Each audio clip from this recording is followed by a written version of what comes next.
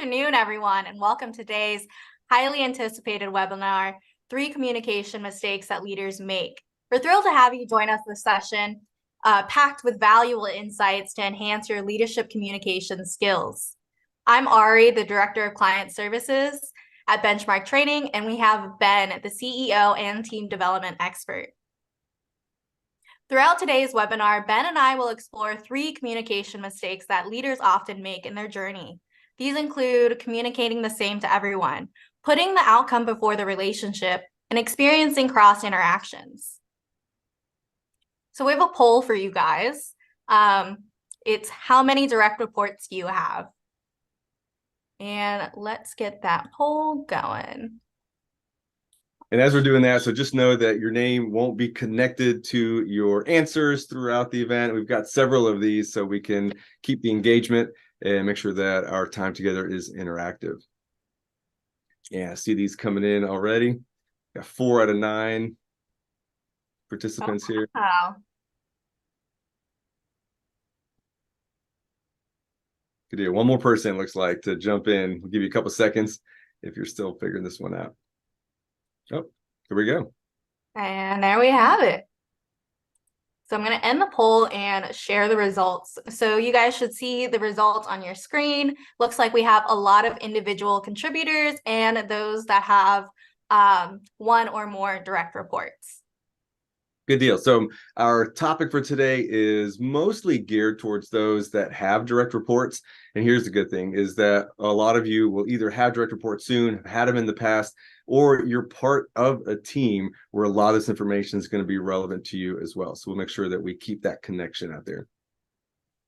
Yeah, and no matter where you are, having leadership skills is very, very much appreciated and makes you a valuable asset to an organization. Awesome stuff. Can I jump in now, Ari? Am I ready to go? You are so ready. All right, let's talk about the first common mistake that leaders make, and that is communicating the same to everybody. Okay, so why can't we communicate with each of our team members the same way? And for those of us that don't have direct reports, why can't we communicate with just all of our team members the same way? So let's take a step out and talk about a framework that helps us get a better understanding on how humans communicate with each other. Okay, we're going to look at 2 common dichotomies here.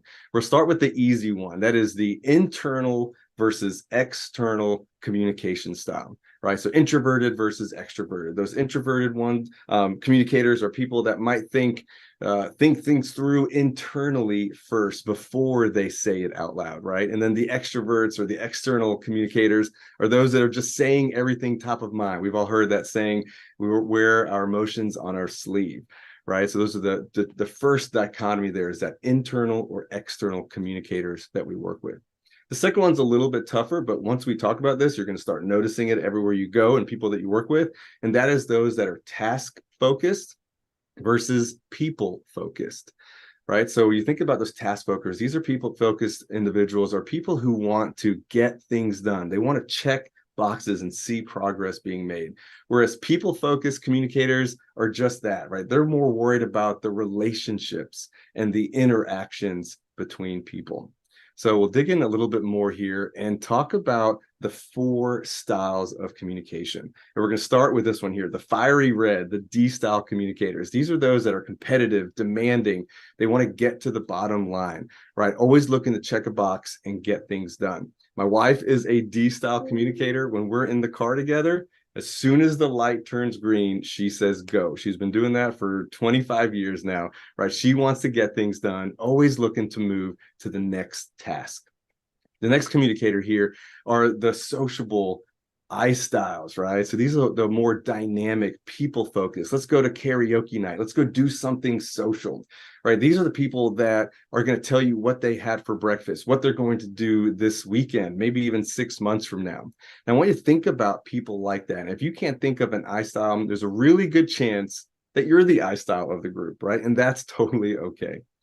I'm going to slow down a little bit here to talk about the earth greens. Caring, amiable, right? The word harmony comes to mind in these earth green communicators, the S-style communicators. These are the people that are people focused, right? So they communicate about people, and they're also a little bit internal. They're very concerned with what's going on in the environment around them, and again, maintaining that harmony. Next, we have the C style, that cool blue, cautious, analytical.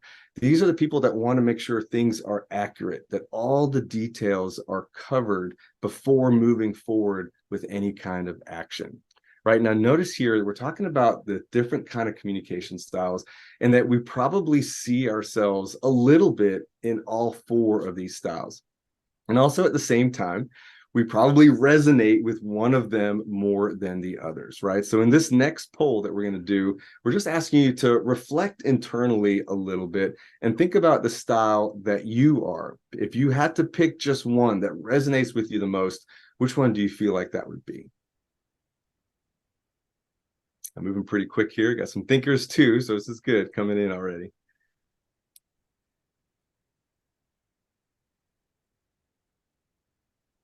Ooh.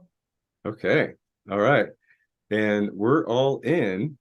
So this Uh, is pretty good. So there, if you want to share those results. So yeah. check this out, right? So it looks like about half of us fall into that C style. Okay. Just one in the D style. That's not actually surprising. D style is one of the lowest that we'll find in most groups. A couple of those I styles, those are the ones that are really mad that they're on mute right now, but they're dealing with it, and I appreciate that. And then just one S style. Usually we see a couple more of those in the S style, but we have a good diversity here. Now, as we're thinking about these styles, I'm going to ask you this question that comes up a lot when we're working with clients one-on-one. And that is, what's the best style for leadership, right? What style should I be if I'm going to be the best leader that I can? Now, this is an opinion poll. So I'm going to ask you guys to just share your opinion. It can be your own style, it could be a different one. What do you think is the best leadership style if you had to select between one of these four? And so we'll go ahead and get that next poll out. And did I mess something up when I hit that off? Ari, are you good? No, it is good. It's Okay, running, and we got 7 out of 9. awesome.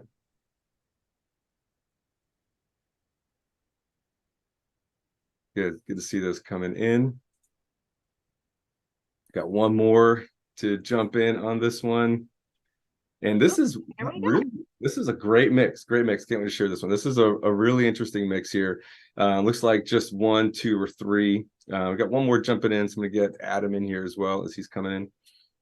So it looks like we have just a pretty fair blend between these. I'm actually really excited to see that from this group, because it's actually the real answer, right? There is no better communication style when it comes to being a leader. In fact, every single one of these styles has its own superpower, okay? And every single one of these styles has its own set of blind spots. And what we need to do as leaders is be aware that we have those blind spots, we have those superpowers, and each of our team members has the same thing. Okay, so think about this, right? So I'm going to go back a slide here. Looks like I might have bumped it up a little too much. Let's go. There we go. Okay, so looking at all of these different styles and thinking which one's best, let's realize that we've got some blind spots here. Right, so take a look at this D style, right? Fiery red at first could seem like, wow, this is the person that's going to get stuff done for the team. But hold on a second. They can also be aggressive, controlling, intolerant, right? That I style, that social butterfly that's having so much fun, can also maybe be a little bit too frantic, excitable, right? Hasty in making decisions. That earth green style, slowing down a little bit here, maybe a little bit too slow, a little bit too bland, not having their own opinion, hard to follow. Or that C style, maybe focused a little bit too much on accuracy, a little bit too stuffy in the way that they approach decision making and getting things done, right? So think about your team members that you lead or team members that are on your team, and see these blind spots as well as these superpowers. Right. So for those of you that are old enough to remember this commercial here, right? So I think this was a Mac at the time, right? And it was an iPad. So Mac versus PC.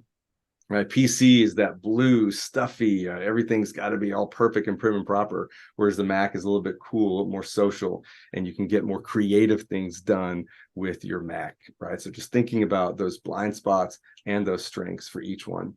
Now, our time together today is not focused on relationships, but this question comes up a lot too. A lot of people say once they learn about communication styles, they wish they had this information before they got married. So we're going to do a quick poll on this one. How many of you have ended up, whether it's dating or married to, your opposite type? So if you're a D, you're with a C, S, or an I, and then of course vice versa throughout there. Wow. Okay, you guys jumped on this one here. Oh my goodness. All right. So we've got one not applicable. So thank you for that one. One no, I married my clone, and the rest all yeses. Right. So think about that. It's really common for us to find somebody that is the opposite of us to help blend our blind spots with their strengths. And then we spend the rest of our lives at each other's neck complaining about how opposite we are in everything that we do. But we need that balance. We need that balance in our relationship, and we certainly need that balance in our team at work as well. Right. So for those of you that are with a D style and this fiery red, when you go home today, go get some chores done, check some boxes. That person's going to be really excited that you're getting to the bottom line. If you're married to an I style, go home, go out to happy hour, take them out, make it about people, about being social. An S style, just give them a hug.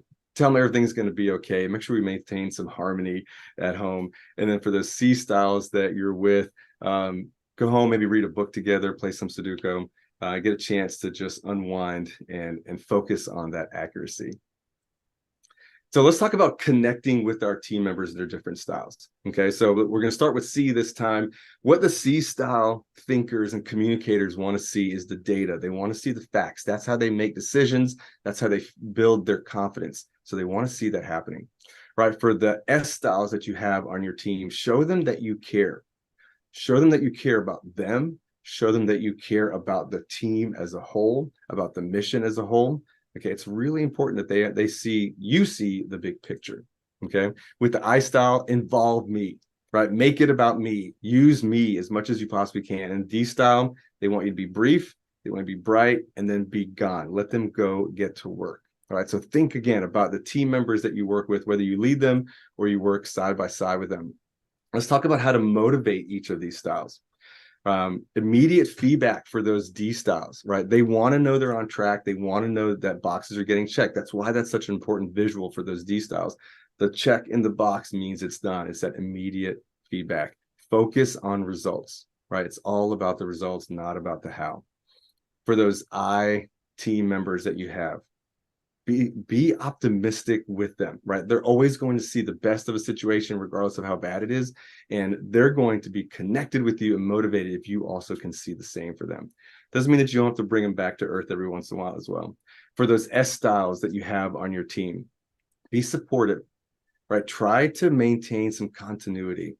None of us really enjoy change as much as D styles do, but man, those S green styles really want to keep things the same as much as they can. And for the C styles on your team, give them that information. Give them time to think and prepare. It's difficult to be accurate if you don't have time to be accurate. So you'll notice that from your team members there. Things that reduce the motivation of each of these styles, right? So think about restricting the power of a D style, taking things away from them, trying to confine them and give them too tight of guardrails. That's going to be frustrating for them. For the I styles, being negative, right? They don't like pessimists. They think everything's going to be okay, and they want to see some of that energy. So the more down the team is, the more down the I styles will be. For those S styles, they want that continuity, right? So if things are restless on the team, if we're changing things on the team, that's going to be difficult for them. So if you have S styles on your team, help them through those changes. Give them an extra hand through the changes that we all see in the workplace. And then for that C style, make sure you share information with them, right? They're always looking to gather more data. And if you're holding it close to your chest, that's going to make them demotivated. Let's dig a little bit deeper here on this one here. So adjusting our styles as leaders. Okay, so if we lead with the D style, we got a couple of those in the group here. If we lead with the D style, let others develop solutions, right? Let other people come into the conversation. Even though we're the team lead, we don't always have to dominate the conversation, right? So let the others come in and be part of that too. If you're a leader that leads with I style communication, be sure to be clear with your goals, right? It can't just be all spur of the moment or what you're feeling right now. And then have patience to listen. Watch your body language as an I style leader. That S style, make sure that you are clear with your opinions and hold on to your opinions. The team probably doesn't want to see you flip-flop on topics all the time, right? They want to know that you have an opinion and that you're able to stick to it. For the C style leaders in the group, we know accuracy is important. We know we've got to make sure that we keep things accurate. At the same time, okay, don't always focus on what went wrong. It's natural for us as C-style leaders to look at the negative, to look at things went wrong, because so we can be more positive, more accurate next time. But that might hurt some of your team members' motivation. Okay, so the obstacles that your team might face as we're flying through this, you're starting to see this pattern here. So in those D styles, they might lose motivation when they're not seeing those immediate results. So be aware of that as the team leader. Communicate with them differently than you do the others when they're not seeing those immediate results, right? The I styles on your team, they might get excited by the next shiny object that they see. You're going to have to, again, bring them back down to earth here so they can complete their task. Don't be frustrated with that as the team lead. Just know that's going to be, it's one of their strengths and their blind spots at the same time. With the S styles, sometimes S styles try to not get started on the goal until their stapler's in the right spot on their desk, their phone's in the right spot at their desk. They probably don't want to start right now because Thanksgiving's coming up, and then, you know, Christmas and New Year's is right after that, and we don't want to start too early in the new year, right? So you get the picture on these S styles. Help them launch, help them get started. And then those C styles, they might be so focused on the details that they get analysis paralysis. Help them do the same thing. Help them feel confident that we have the information that we need and that we always can gather more. All right, guys. So as we go on to step number 2, before we leave this one here, there's so much to understand about the way that we communicate as a team and the way that we communicate to our team as leaders. There's tons more information available on our website. So highly encourage you to jump in to our website and dig into the communication styles a little bit more. And with that, I'm going to turn it over to Ari for mistake number 2. Happy to. So the second most common communication mistakes that leaders make is putting the outcome before the relationship. Or the slide before the next slide. So to get things started, we need to understand why the why matters. Well, in a realm of organizations, companies, teams, and even individuals, understanding the what, how, and why is essential for a holistic comprehension of their purpose and impact. We typically know what our what is, what our role is, what our responsibilities are, what we're supposed to achieve. And our how is the process that we implement and follow in order to do the what. But what about the why? Why is the why important?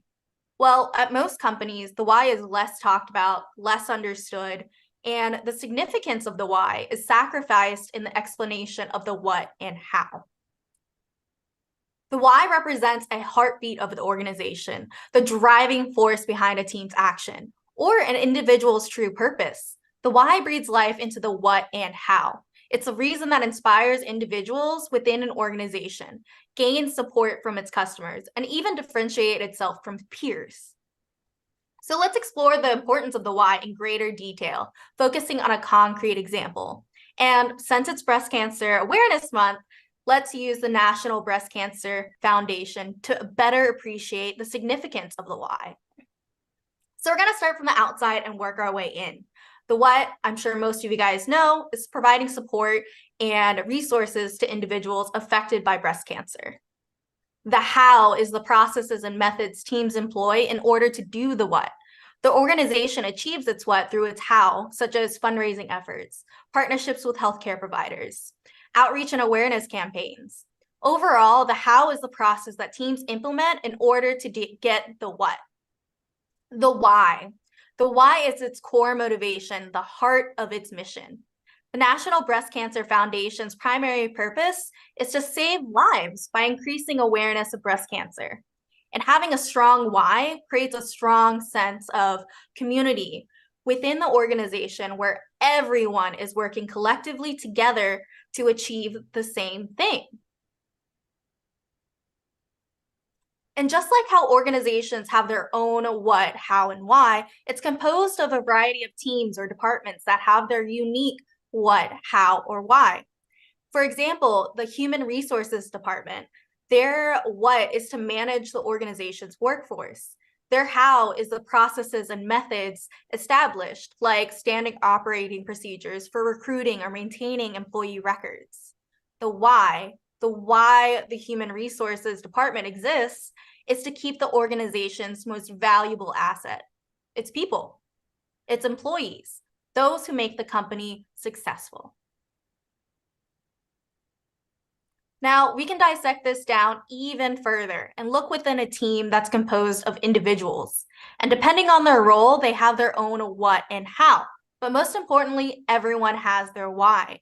Now, we may have for example, a sales professional, two sales professionals on a team, and they have the same what and how because they have the same role. But because they're two individuals, they're going to have their own why. And it's our jobs as leaders to know their why in order to increase motivation, enhance engagement, and better utilize their strengths. So we have a poll here for you guys on a scale of 1 to 5. How well do you know the why of your direct reports? And if you don't have direct reports, how well does your supervisor know your why? With 1 being not really and 5 being really well.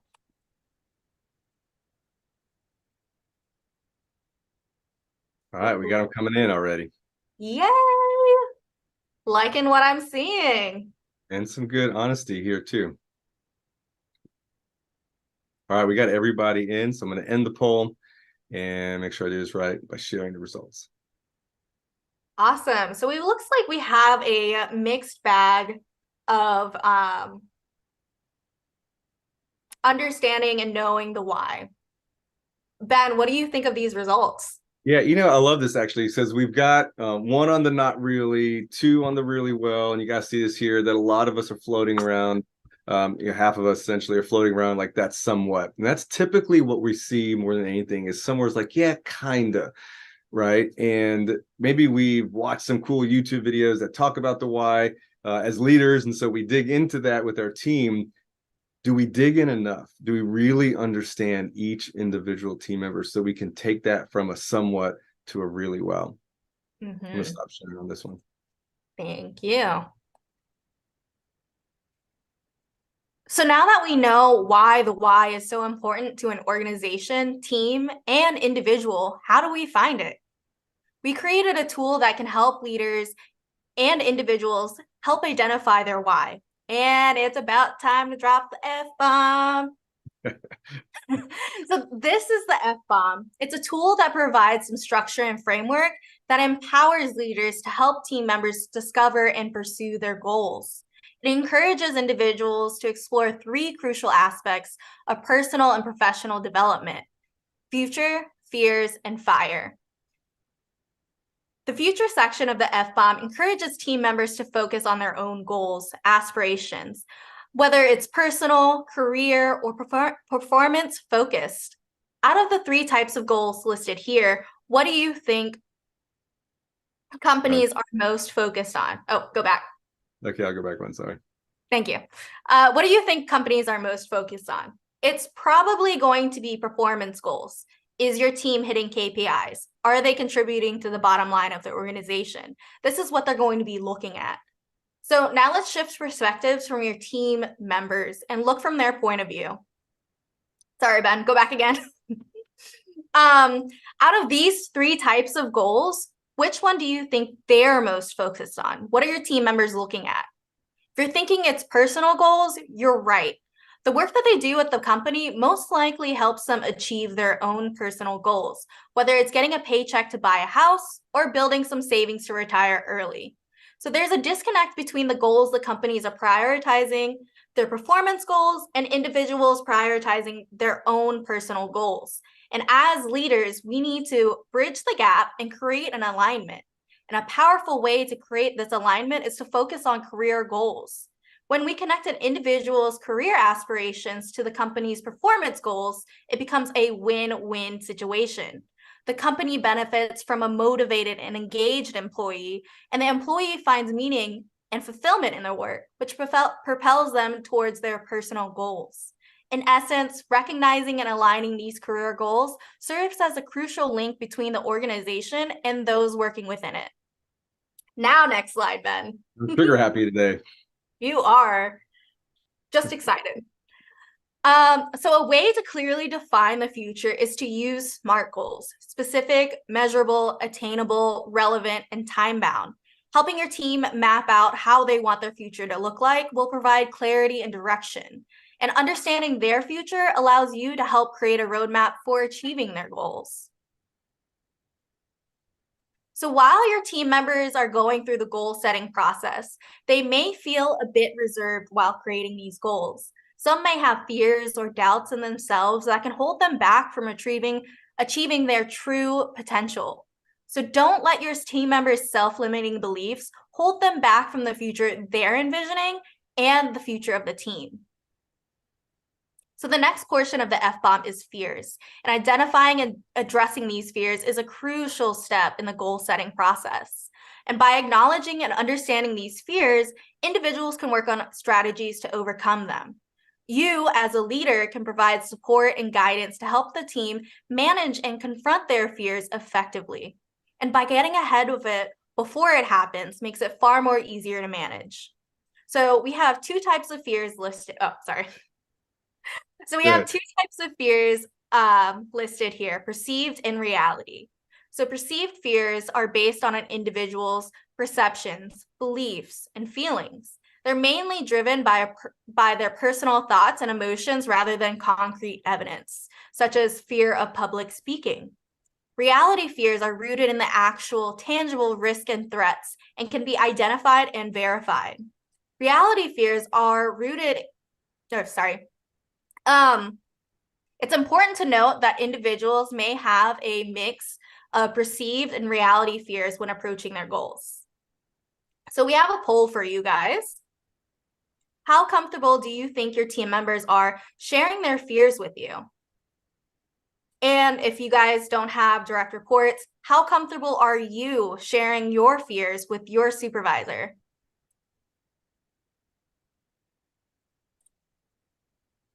We got a mixed bag coming in again.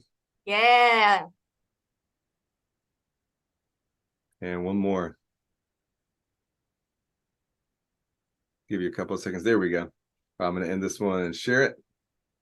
Awesome. So it looks like we're on the 3 to 5 scale, which is really, really good. And we want to get you to the very comfortable. Allow yourself to be vulnerable with your supervisor. And it's important that you verbalize your fears. Next one. Love this. Yeah. Nice work, guys. So defining your fears makes them more tangible. And when you verbalize your fears and be vulnerable with your leader, you can take action and conquer those fears.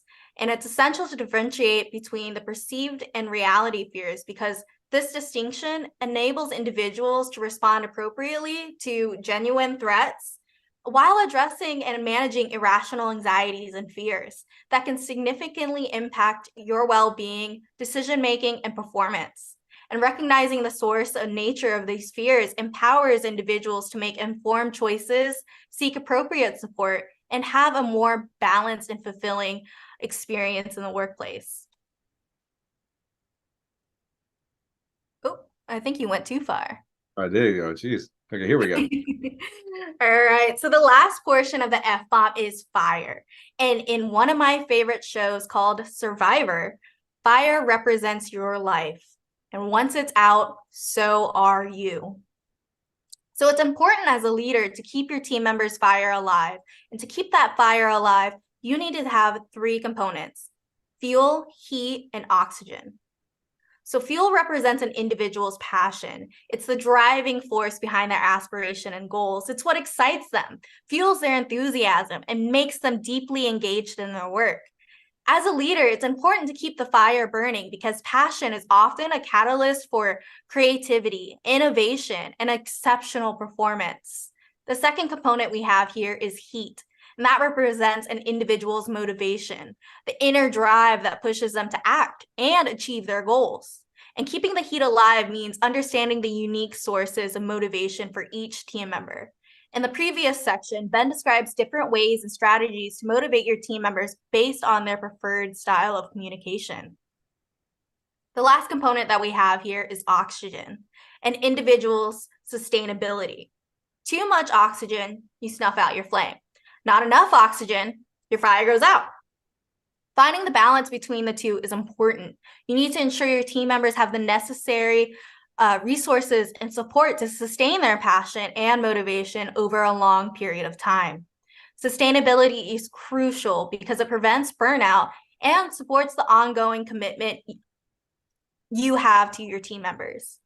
In order to keep the fire alive, you need to understand and nurture these components for all of your team members. Not only will your team be more productive and engaged, but also happier and more fulfilled.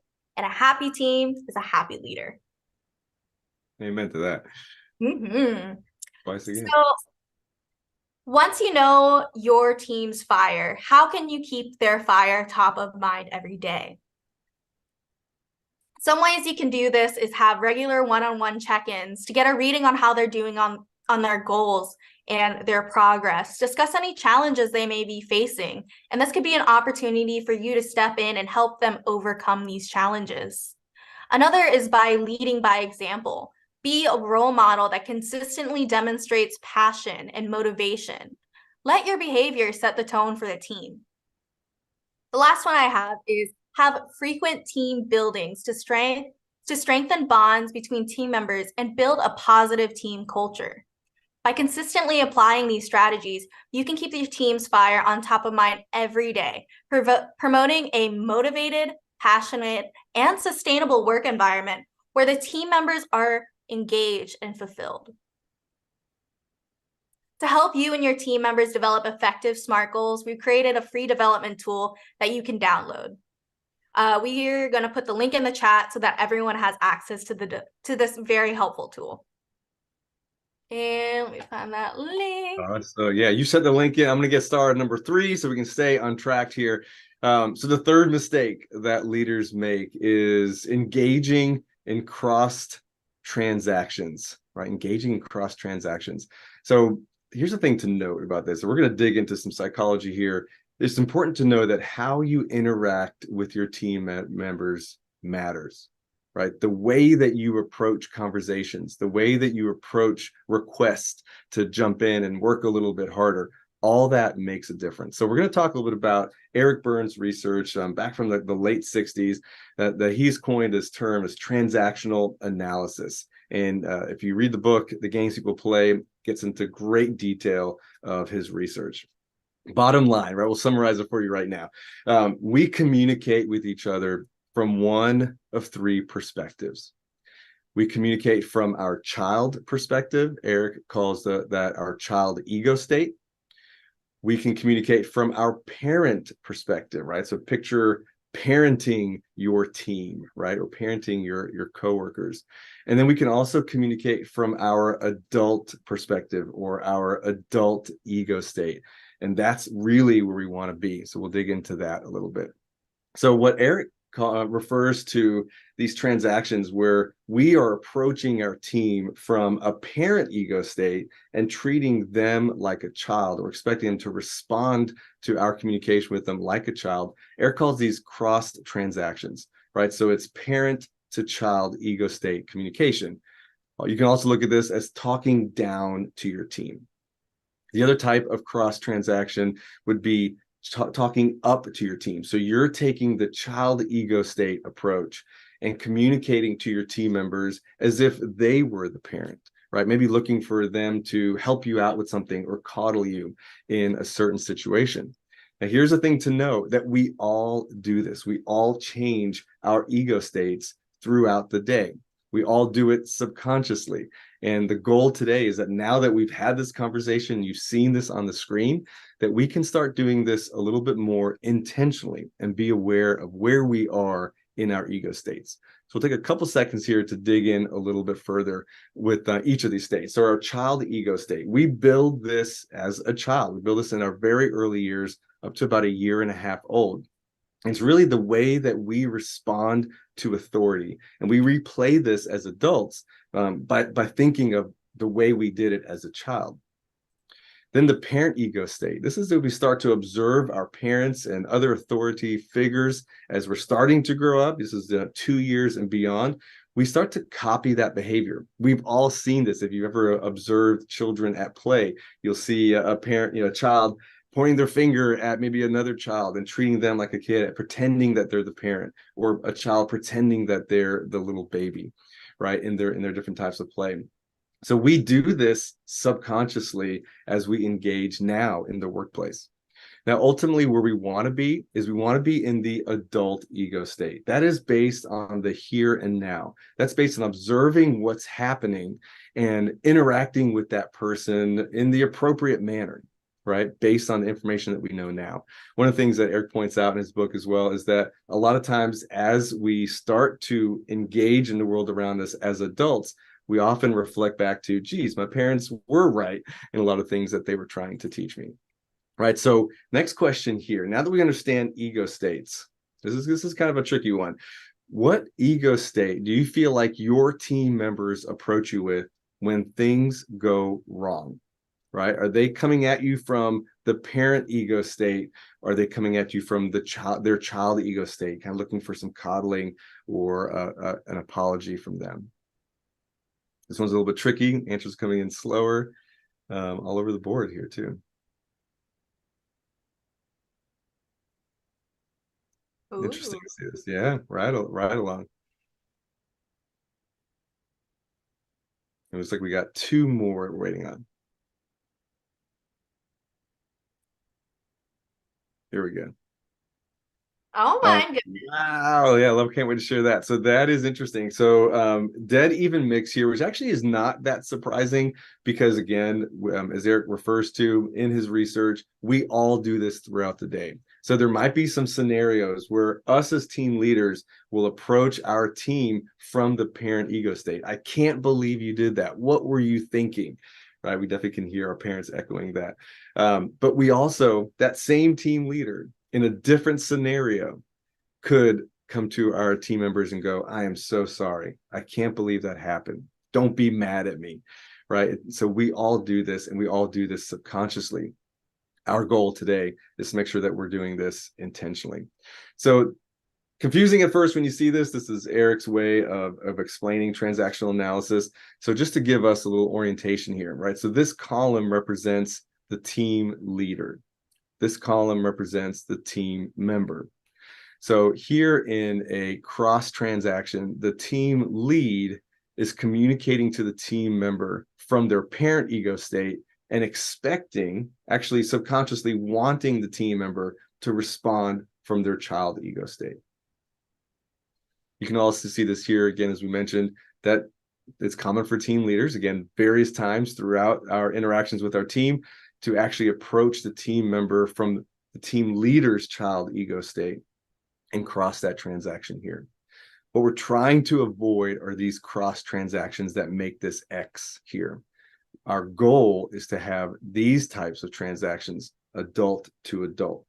So that means as team leaders, if our team member is approaching us from their child ego state, we don't want to subconsciously respond from our own parent ego state, whether that means coddling them or being frustrated with them. We want to bring our team members up to that adult ego state. And same thing goes if our team members are approaching us from their parent ego state, expecting us to cower down or apologize. We want to bring them up to that adult ego state. And why is this so important, right? As team leaders, why do we care about Eric Berne's work? Super important. So when we're talking down to our team, we are building insincere agreement. Okay, yes, sure, boss, whatever you say. right? Now, what's the accountability to make sure that actually happens? They're not going to want to do that. Think of a child saying they're not going to eat the cookie, 2-year-old, and then when the parents walk away, the 2-year-old grabs the cookie, right? So insincere agreement, increased frustration among the team, and this is probably the most impactful one here: decreased problem solving, right? As leaders, we need our team members to want to solve problems. As kids, if our parents are going to handle everything for us, why should we worry about it, right? Our parents are going to take care of it. I don't need to be a problem solver, right? Really important here as a leader. Talking up to your team can result in loss of respect from your team, loss of trust from your team that they can count on you as their leader. And just as scary here is the risk of entitlement, right? Again, our parents will take care of it. I've got this, they're going to take care of me, whatever I need a raise, I need whatever, right? My parents are going to take care of that, and I'm entitled to it. So we don't want to build that kind of culture with our team, and that's why that's so important. So to recap here, our goal as leaders, and for those of you that are on the team, this falls on your shoulders as well, is we want adult ego state to adult ego state communication. What does that look like? Let's take a look at this here. A team member, right? So as a team leader, you go to your team member and you're asking them to get a project done, maybe add another project in that came from your boss that you've got to delegate to this team member. And the team member is going to respond, as you can see here, from their parent ego state, hoping to get you to fall into your child ego state, right? So they might respond with something like, I don't have time for all this work here. I'm overloaded, right? That's their response. Is think of a parent, right? Like, I don't have time for this. We've all said that to our kids, those of us who fall in that time in your life. So the team member is trying to evoke the child ego state of the team leader, right? So this is what the manager might respond like if they subconsciously go to their child ego state. Oh, I'm sorry, right? Let me ask somebody else to do this, and walks away. Okay, looking for somebody else that hopefully will respond differently. That's not what we want to do as team leaders, right? So the manager here, hey, you know what? Thanks for letting me know. Bringing this person up to, or in this case, bringing down from the parent ego state to the adult ego state. Thanks for letting me know. Let's take a look and see how we can prioritize your work so we can fit this project in, right? Now we get a chance to look through maybe moving something off their desk and putting this into their queue because we need their strengths. We need this person to handle this project. Right. So you can see that we didn't try to domineer over them and tell them you better do it or else, right? That would be coming from your parent ego state. Instead, we want to bring our team members to adult ego state. Right. Again, sounds crazy when you first start hearing this. I remember the first time I heard this years ago. Once you're aware of it, once you now can be conscious in these decisions, you're going to see this throughout the day in so many different scenarios. And now you can just be conscious, be purposeful on bringing your team members to adult ego state. Again, tons more information to learn about transactional analysis. We've got a lot of information on our website, so be sure to check that out there and start making that difference as you are leading your team. Guys, we're doing great on time. Let's recap everything that we covered in this brief time as we flew through these topics, right? So tip number 1, to avoid the common communication mistake that leaders make: adjust your communication style to match your audience. All of your team members have a different variation of those DISC communication styles. We want to make sure that we are motivating them based on the needs that they have as a communicator. Tip number 2 that Ari went over for us: invest time in getting to know your people, understand their why. Don't make it just about performance, right? Make it big picture, connect their career in there, their personal goals in there, and talk about that on a regular basis. And tip number 3, bring all those conversations to the adult ego state, regardless of where subconsciously you used to, right? You're not going to do that anymore now that you know, but your team members don't know. So they might still subconsciously come to you from their parent ego state or child ego state, and you want to lift them up to the adult ego state. Guys, take a look in your inbox right after our meeting today. There's going to be a survey. It could be in your other folder on Outlook or your junk mail. So please take a look at that. We take these very seriously. We love your feedback, and we always use that to improve and become better. So please take about 90 seconds to complete that survey. Really appreciate that. And also, as a small token for you taking time out of your busy day to hang out with us today and talk about these 3 topics. We are also providing you with a complimentary coaching session so we can talk about your career goals and help make sure you're taking the right next step. So it is complimentary, and we encourage you to reach out to us to schedule that at your convenience. And you've got our email addresses here. A lot of you that are here are following us on LinkedIn, so thank you for that. Let's make sure that we stay in touch. And as we wrap up today with exactly about 30 seconds until our promised time, we're going to hang out here for anyone that has questions on these 3 topics or other topics. If you don't have any questions, you're definitely free to go. And again, thank you for hanging out with us and joining us. Take care, everyone. Thank you, guys.